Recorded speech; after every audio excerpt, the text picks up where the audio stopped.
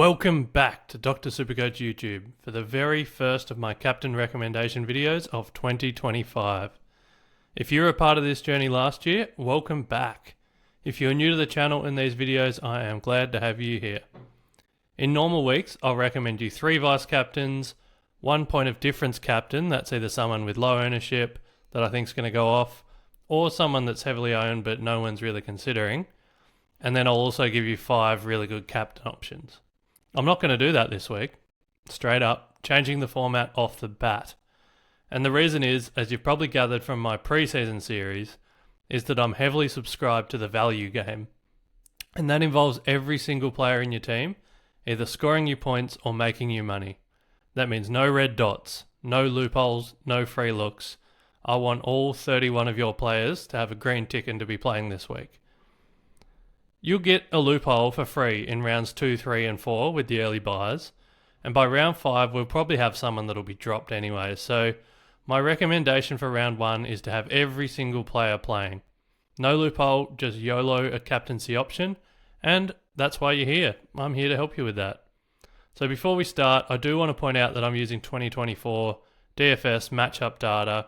That's all we have. We don't have any 2025 data yet. So that means I'm a bit more conservative with my VC or C early in the season. Like I'll probably take a safe 115 in the future round, like in the rounds 2, 3, 4. Whereas in later seasons, when we know how teams and players are playing, I'll pass up a 115 because I think I can do a lot better. So let's get into it. I'm going to give you the 9 best options this week and discuss why I'm confident that you can just place the C straight on them and walk away. So let's do it. Number 9, Caleb Daniel. What? I'm tuning into a podcast that's supposed to be recommending captaincies, and this guy's suggesting a guy that averaged under 50 points last year? Oh, I'm turning it off. No. Hear me out. Caleb Daniel is the guy at North Melbourne in the backline this year. He's got a big share of kickouts, and they'll be looking to get the ball in his hands at every opportunity. He comes up against his old team in the Bulldogs, who over the last 10 games of last year, they were the 5th easiest matchup for designated kickers and the 3rd easiest matchup for general defenders. The Bulldogs are missing several key personnel as well. That might hamper them a bit. So there's no, I remember last year Cody Waitman did a little taggy job on Luke Ryan. None of that. Not only that, they're playing at Marvel Stadium. That's a venue notoriously profitable for halfback distributors, just usually due to the lack of the wind and rain when the roof is shut.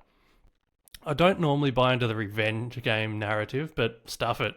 This is Caleb Daniel's revenge game against a team and a coach that screwed him around last year at a venue favourable to his playstyle. I think 110 is on the cards here, straight up for Caleb Daniel off the bat. Then my number 8 option is Lachie Whitfield.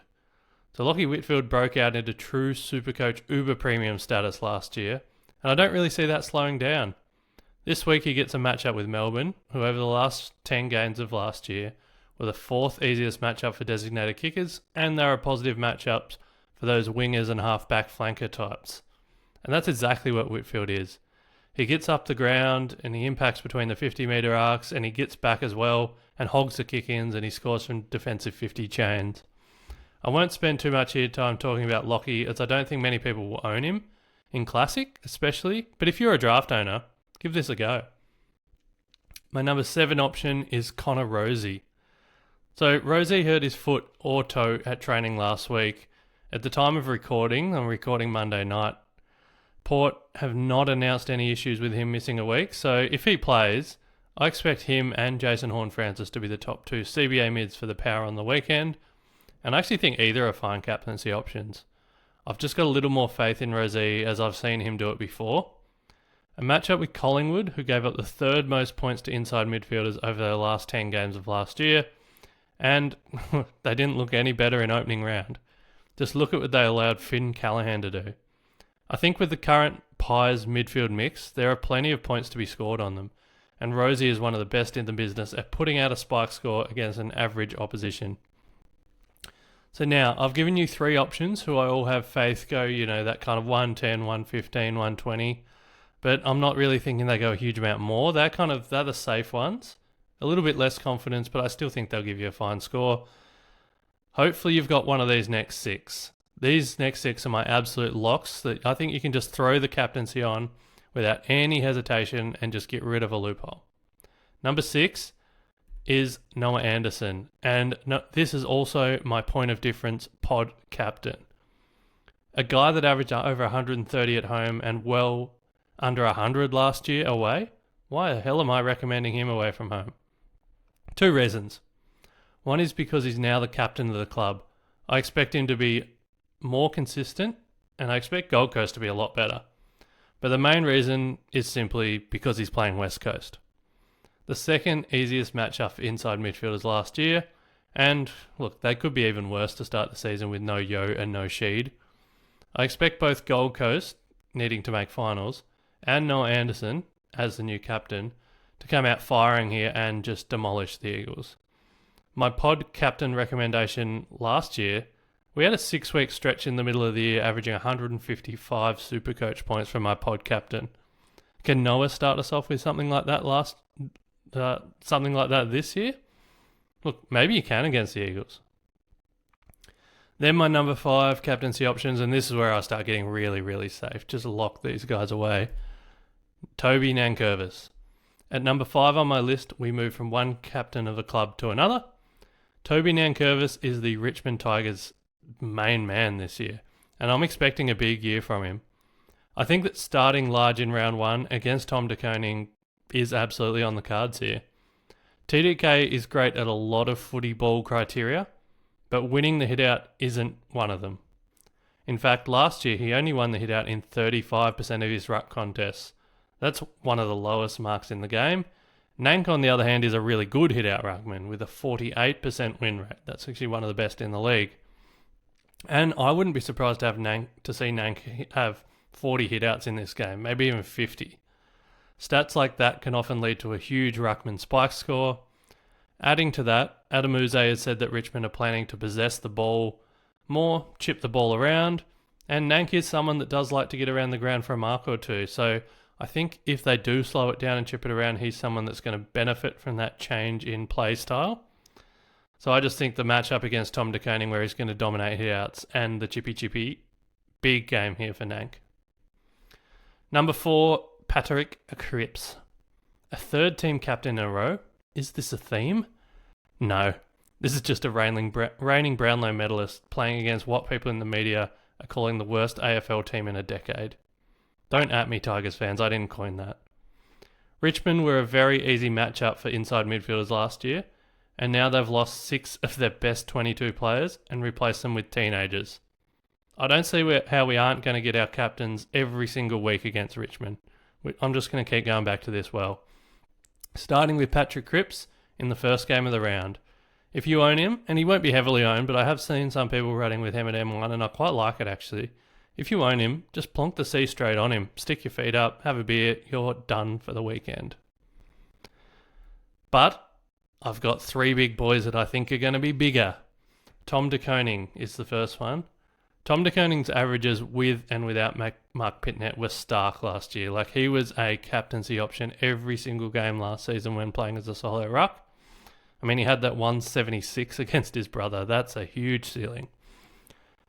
That's what he gets here. In the first game of the round, a 1v1 matchup with Nank. When I say this is what he gets here, I don't think he gets a 176. I'm saying he gets a solo ruck roll. And I just told you how good Nank is in the hit-out department, so I don't expect TDK to get many points from that aspect, but that has never been his strength. He's a contested possession beast, and the weak Tigers midfield will yield to his aura. Oh, you need some stats and not just aura?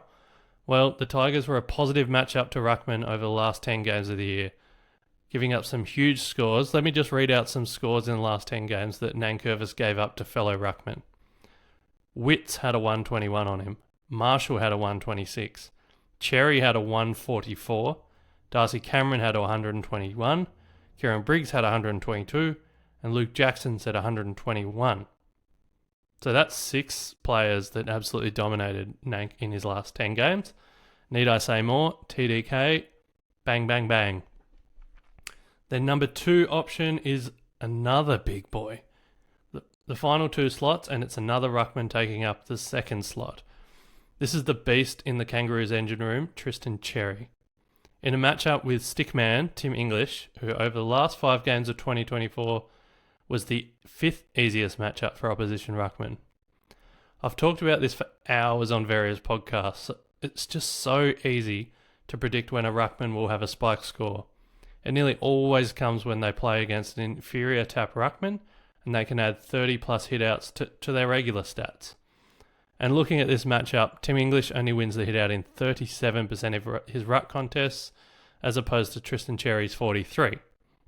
So that might not look like much, but trust me, that is a big difference. They matched up twice last year, and Tristan Cherry had 141 in both of their games. He had 34 hitouts and 44 hitouts in those 2 games. And I will say, granted, the second game was against Rory Lobb. Tim English didn't play.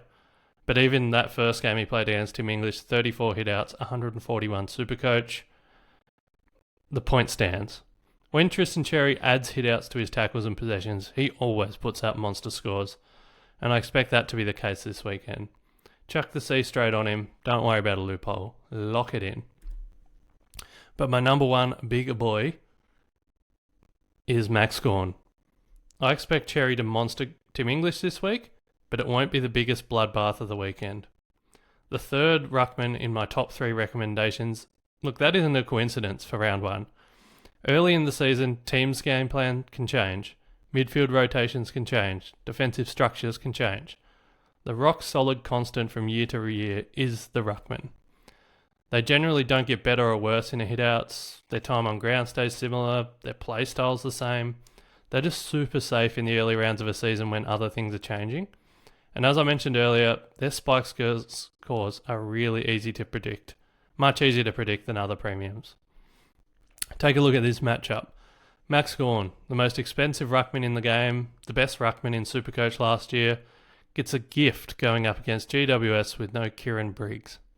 I'll be honest, Gawn was already penciled in as my number 1 option even before Briggs went down. And now he gets a match up with either Keefe, who is a genuine backup, or Nick Madden, who is still very skinny and GWS aren't sure if he's ready yet. I just don't see a world where Gawn doesn't have 40 hitouts and a bunch of contested possessions just by grabbing it out of the ruck and throwing it on the boot. These guys just gave up 164 points to Darcy Cameron last week. Now, I don't want to get carried away here, but I will. This is double SuperCoach ton watch kind of game for Max. This could be 200 territory. As a non-owner, I might just have to run a bath, light some candles, listen to an audiobook, because I won't be able to watch this one when other people have the captaincy on Max Gawn.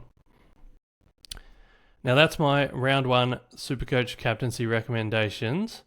A very interesting round looming, and one that like I've said, I just recommend you YOLO a straight captain and don't worry about a loophole. I think that 31st player making you money and generating cash will be more rewarding than the 15, 20 points you might gain from a captaincy this week. So just to recap, we've got the 4 big ruckman loom as terrific options, as well as 2 team captains going up against 2024's cellar dwellers. Thanks for listening. I'll see you next week. If you liked what you heard, don't forget to subscribe, turn your notifications on, and good luck this weekend.